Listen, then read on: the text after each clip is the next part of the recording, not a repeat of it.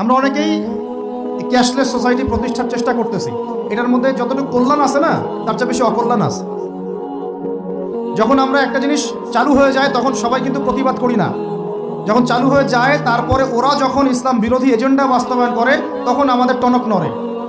Example দেই একটা, তাহলে বুঝবেন।